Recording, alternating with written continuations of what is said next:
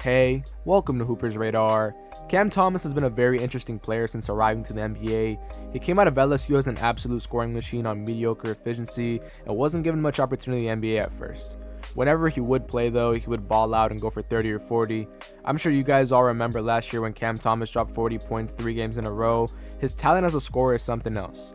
Cam Thomas barely stayed in the G League when he first got to the NBA. The numbers he was averaging were so ridiculous, he didn't even last half a season in the G League. All the opportunities and big minutes Cam Thomas has gotten, he's capitalized on, and that's led us to this season.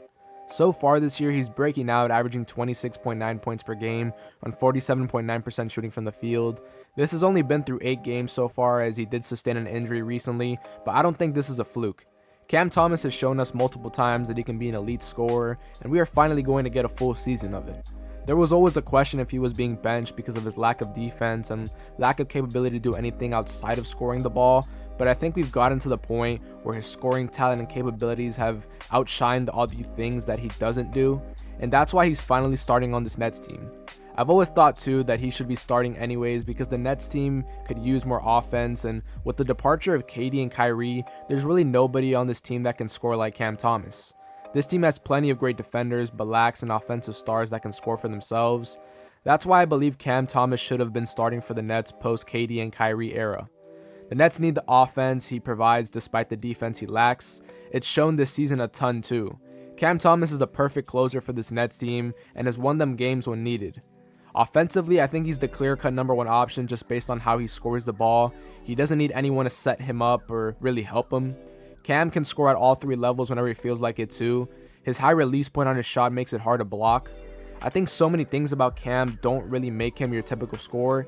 It's like when you watch him, the way he scores is entertaining, and he'll give you a mid-range pull-up or fadeaway. The next play, he'll give you a floater or contested layup, and then hit a 3 the next one. He can just score at all 3 levels and do it differently every time. I've been waiting on the moment that Cam finally got his respect and started breaking out, and I think this is finally that season. He's been the offense for the Nets to start this year, and when he comes back from injury, I think he'll continue to be.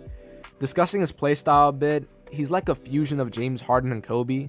I see Harden because of his consistency on the step-back threes and ability to hit floaters. He's also very effortless in the way he scores, similar to prime Harden, and all his buckets are self-created just like Harden.